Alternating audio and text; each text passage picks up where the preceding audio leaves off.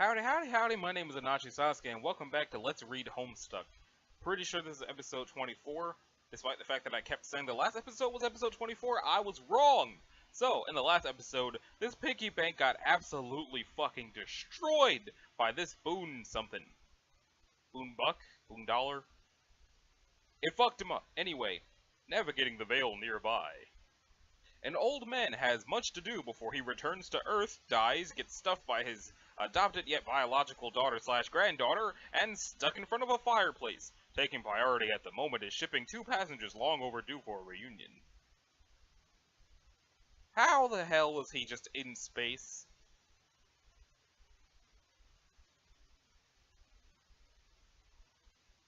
Oh, he hasn't died yet. Sort of.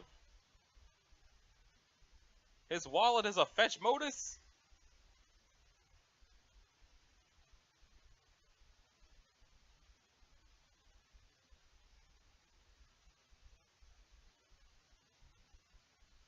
Aww. They're both going to die soon. Anyway, it's time for CG to troll John. See, this is a case in point. What point? The point I was just making about the ultimate riddle, you blithering, feculent shithole. Okay, that's your cue to laugh at me some more, I guess. Because you seem to really get off whenever I flame you because humans are deranged. Oh man, I must be getting closer to the conversations where you're trolling me harder. This is pretty exciting. I can't wait to see what you've got up your sleeve. You see what I mean? Fuck you about that. Anyway, you weren't making a point about the ultimate riddle, dude. Yes, I was, and now I'm losing my train of thought, dipshit. Nope, we never talked about it yet. Oh hell, that's right. Damn it, I guess this is going to be confusing. Oh, you're just starting to figure that out now. See, I kind of painted myself into a corner. I started trolling you at the end, just before the rift, and then jumped back a little. And now I guess I've become railroaded into working backwards here. Unless I want to do the sort of dumb schizophrenic hopping around like the others. Oh my god, I know, you've already told me like a million times! I have? Wow, I can't wait for all these amazing conversations to take place. It's going to be like that human vacation with a giant red chimney asshole up in here. You know, the one where a bunch of nook suckers sing at a little pine tree, I think. Man, I've got to say I'm a little disappointed by this masterful trolling you were bragging about. I was bragging? Why would I bother with that sort of pedantic human horseshit? Maybe you should consider that I was bragging to get your hopes up in the future, only to let you down, and thus troll you masterfully in that respect. Maybe, but that would be pretty weak too. Your brittle human calcium-based skull is what's weak, and if you and I were in the proximity of a blunt instrument, I wouldn't have much trouble proving it. Whatever. So what was the case in point you were making anyway? I was scrolling back and noticed you were in the Vale. Whoa, I am? Yeah, dum-dum, you're... Dum-dum. You're tumbling around on a big goddamn meteor. And you just created younger versions of yourselves and your guardians, probably mucking around with that thing like a doofus. Wait, these are baby versions of us? So clueless. What did you think you were doing there anyway? Well, I saw footage of my Nana and some other people who I'm pretty sure were like Jade's grandpa and Rose's mom and stuff from a long time ago. And then there were all these little guys scurrying around, so they're like cloned copies of us? No, they are literally you and your guardians. Paradox clones. Huh? What do you mean they're literally us? Do they go back in time? Yeah, obviously. Great guess, brain hero. But technically they aren't even sent back in time because with respect to the medium, your universe's timeline is meaningless. Seriously, why would it give a crap about Earth's past or future or whatever from its perspective? It's just a bunch of points to choose from. Just like your chronology is from our perspective. But I guess that's a bunch of semantics. With respect to your personal chronology, yeah, they go back in time. A paradox clone is, by definition, a correctly cloned duplicate that will inevitably go back in time and become the original target that was cloned. If it's a malformed clone, it's just a meaningless mutant that has no bearing on the stable loop continuum. I don't see any tentacles or extra eyeballs or warped bone bulges, so those gross little things there are all you guys. Waiting to go to Earth and grow up and become the insipid bunch of grub-fisted douchebags you all are now. And this was the point I was trying to make about the ultimate riddle. What is the riddle anyway? Maybe I can guess I'm good at riddles. Haha, think again, ignoramus, it's not even that great, or even much of a riddle at all. In the course of your adventure, you would have encountered all these fragments of like weird poems and shit. You find them along your quest with clues and stuff buried in them that help you solve puzzles in huge stone columns and make staircases appear and lots of nonsense like that. And it's all masked in this flowery, sort of frothy, poetic jackassery that nobody really cares about. And I sure as hell don't care about spoiling it for you, but what all these lofty symbolic allusions boil down to is some grander statement about what you see happening here. That you were always the key to seeding your own existence through this game, and any hope that it could have played out differently or that you could have avoided this whole mess was always just a ruse. A distraction, perhaps? What? Never mind. Because if it didn't go down this way, then how were you even born, get it? Which is especially pathetic since Paradox Base apparently went to all this trouble to make you just to have you fail and die. Really, there's nothing more tragic than these Noel sessions full of kids entering the game and fulfilling some cosmic destiny shit just to get wiped out and leave behind an empty, pointless Insifosphere for all eternity. Actually, it's sort of hilarious. Or it would be if it didn't affect me personally. But anyway, there's a lot more to the riddle than just that, like what we were just talking about last time we talked. Well, that's sort of the gist of the themes it deals with. Okay, well, if I run into some salamanders who tell me all about this riddle and get really excited about it, I will try to act surprised. So this is like some kind of thing, the same kind of thing you went through? With like being your own Paradox clones and creating your own parents and stuff? Yeah! How did that even work with 12 of you? It was really fucking complicated and I'm not going to get into it. Our family structures are already way more complicated than yours without even getting spooky time slime involved. Basically, we have nothing in common whatsoever. Except maybe this. I was the guy in your position to make all these clones, and frankly, it all kind of freaked me the hell out. Huh. Yeah, I guess now that you mention it, I am finding all of this a little strange. Oh, only just now? Fuck, you're fast! I hope you got the mad boombucks to pay off those speeding tickets! No, I mean the ghost stuff and paradoxes are one thing, of course, it's something else. This is really weird. What's so weird about it? Well, normally humans hatch from, like, these slimy pods, then we wriggle out as a little pink larva. Oh, really? Huh. Maybe we have more in common than I thought. Maybe those really are mutant clones and they aren't going back to siege your planet. Sure? Hell, I'm confused now. Not that I give a shit about you and your pointless, awful lives. Hey, I have an idea. Why don't you get back to me in a few minutes? I mean, like, a few minutes of my time, not yours. All of these little pink monkeys are getting way out of line and I have to tend to them. If you message me in a couple of minutes, we can continue conversing in a sane, linear fashion for a change. Okay? And then after that, you can keep going backwards and then make fun of me riding my little red rocket. You can tell me I look like a silly little Paradox clone fresh out of my slime tube, and this is just all a big nursery time recess jamboree. That would burn me good. Okay, that is pretty good, but I can't use it because you said it, and then later, i.e. right now, you would get the satisfaction of knowing you're the one to come up with that burn. See, you are dealing with a pro. You can't out-troll me, so just forget it and stop trying. John, tend to the little pink monkeys. They're scrambling all over the place. They appear to be preoccupied by some of the objects littered around the lab. At least it's keeping them busy.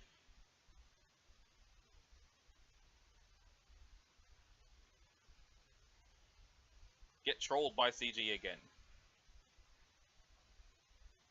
Okay, it's a few minutes later. Look how sane and linear we are being. Yeah! Okay, awesome. Now fuck you and goodbye. Wait! What? I was looking at all these rascals and I was wondering, how do they go back in time and become us and stuff? Does it have something to do with the reckoning? How do you know about that? You told me. We had this great dare going to see who could be the least helpful and informative, and you totally lost, dude. You were hella helpful. I was obviously just fighting your stupid, pointless human dare. What is a dare anyway? It's nothing. Someone says to do something, and then, oh, laugh, you lose if you don't do it. That isn't anything that deserves a word. We don't even have a word for dare in our language. The closest approximation would be worthless fucking bullshit waste of time for silly little children. Oh, wow. Is that the title of a movie, too? Yes, that's the title of every dumb movie you ever liked. Haha, that isn't even true and doesn't make sense. Anyway, how would we have made a dare if I'm moving backwards on your timeline? You would dare me to do something, then I would do it next time, but then you wouldn't even remember the dare! Because we didn't make it yet. And that's what isn't true and doesn't make sense, you damp bag of puke. Well, yeah, the dare never happened. I was joking around and made that up to give you a hard time. You have sounding stupid down to a science! Where's your lab coat and test tubes, Dr. Brain Professor? I am wearing a lab coat. Sort of. You look like an elf. That's bullshit. You look like you should be blowing into a funny little shell and limbering up for a silly cookie dance. Do you even have elves? Yes, let's compare which fantasy creatures that don't exist we both do or don't not have. What a great fucking idea, John. What? You asked about the reckoning, so why don't we talk about that instead of all these pretty much terrible things? Okay? Yeah, so when the reckoning starts happening, all these Paradox clones get shipped off to meteors, flung through sky and defense portals, and sent back to Earth. End of story, I guess. Bye. Wait, so that means we're all sort of like Superman? Yeah, I guess. Cool! You all trace the mythological footsteps of your beloved human Superman, who's really just a muscular Caucasian alien. It's hilarious how humans worship him as a pinnacle of human heroism and virtue, but he isn't even human. Actually, it's incredibly pathetic, but also in a way kind of admirable, because it means deep down you all must realize who your daddy is. We are, bitches! Yeah, Superman's pretty cool, I guess. Did you know Nicolas Cage was almost going to play Superman one time? Oh my throbbing phlegm lobe, who gives a barfing fuck about that? John Edberg, you have assassinated my patience. Adios, loser. Wait! Get back to me in a couple of minutes, okay? Fine. Facepalm ×2 combo. AR shred. You are ripping up so many hellacious shreds. This fierce, shitty biz nasty is getting so deliriously rude, brazen it. Okay, you lost the handle on that sentence. Oh my god, is that what you think it is? This thing is so completely illegal. How could this atrocity be floating out here unnoticed all this time? You are going to throw whoever's responsible into the slammer. You always call the jail the slammer when you were extra angry at crimes. Go in. There is a large elevator platform ahead. Go down. Below there is a dark cavernous room. Near the platform is a time capsule. It has deployed a seed and waits for something to be deposited, and for the clock to be set. It's all harmless enough, still no sign of any perpetrators. Let me take these off. Ow. Deeper into the darkness of the room there is some complicated lab equipment. Again, nothing particularly unusual for this jurisdiction. Examine the equipment.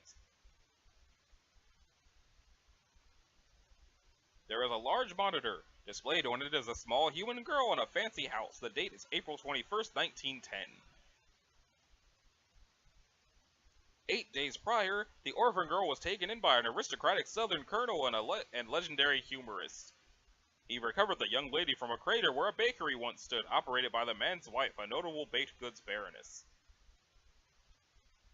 There is an explosion in the colonel's backyard. Latin sakes alive, we are cooking with petrol now!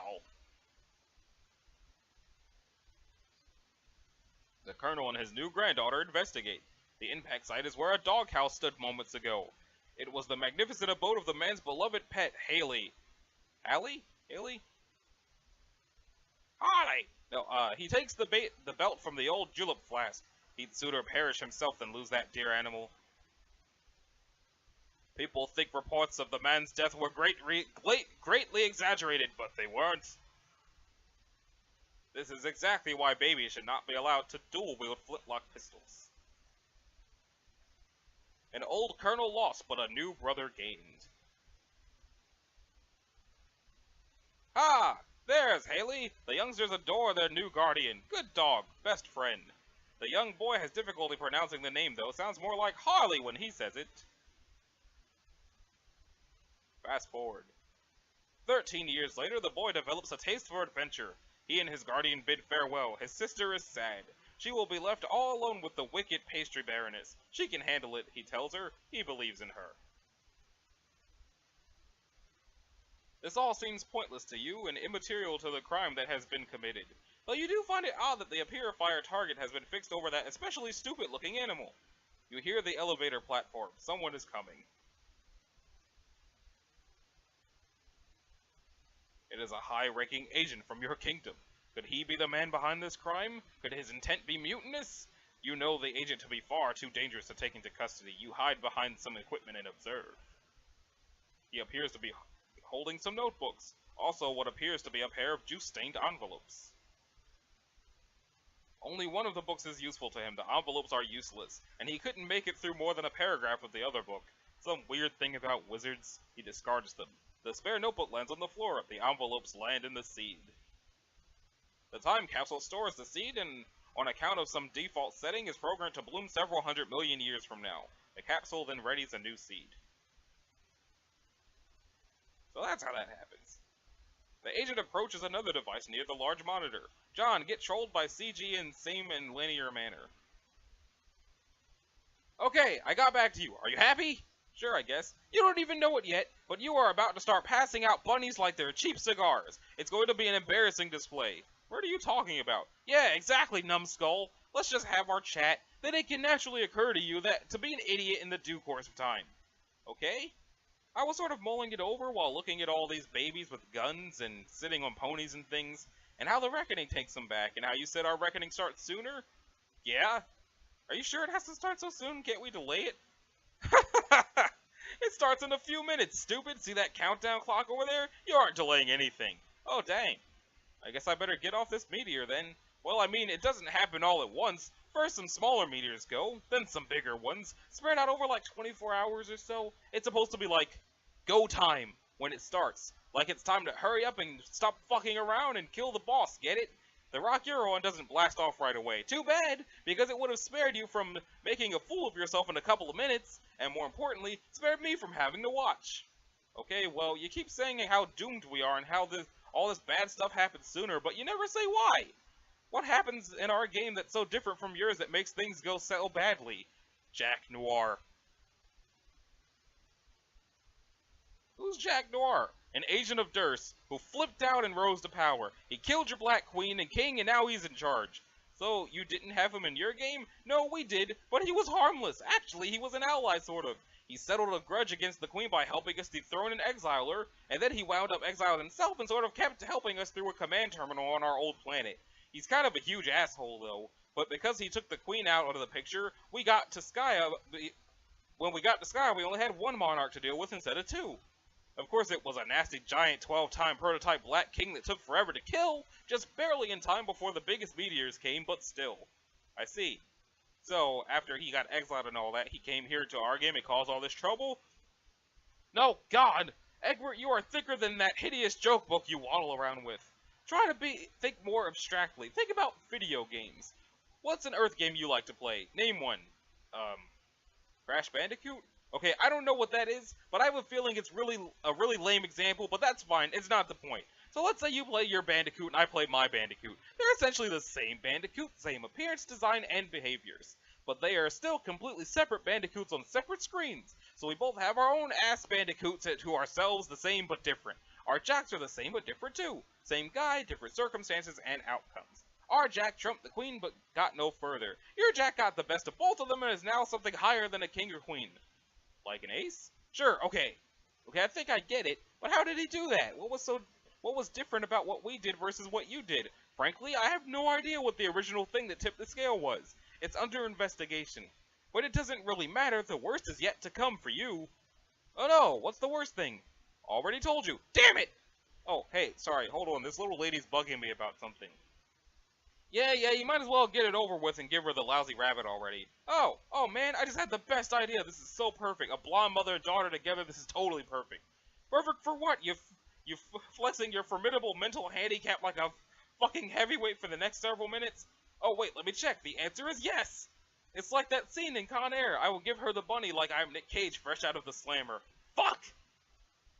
I wish I had a filthy wife beater on. Oh well. Just... Ugh! John, reunite with your loving wife and daughter.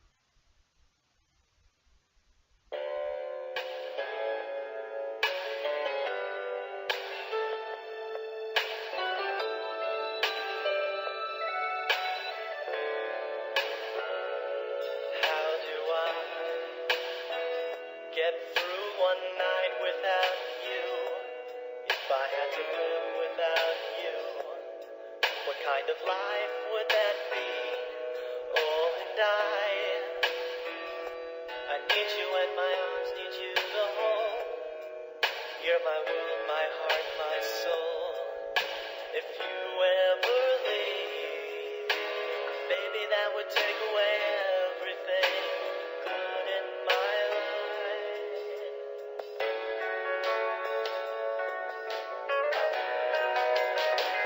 Without you, there'd be no sun in my sky.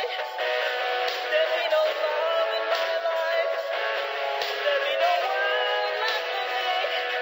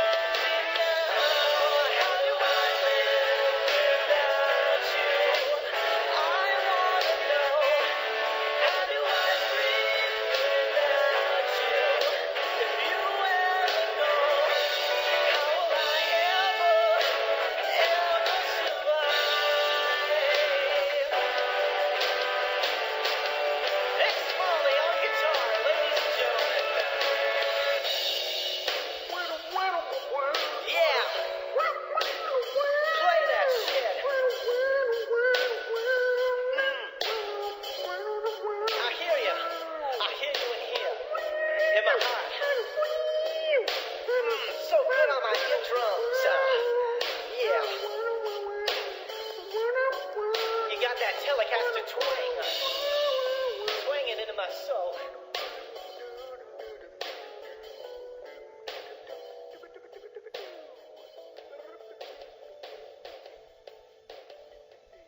Apparently I used that song to end an episode a few episodes early. So let's end Act 4. So let me save that. So this episode's going to be a little bit shorter than I was expecting it to be. But if ever there was a good ending point, it's the end of Act 4, because I'm pretty sure a giant intermission is about to happen, and we'll tackle that later. In the meantime, this has been Anashi Sasuke. Thank you guys for watching episode 24 of Let's Read Homstuck. And in the next episode, I guess we'll be starting intermission 2. So, y'all have a great one, and thanks for watching.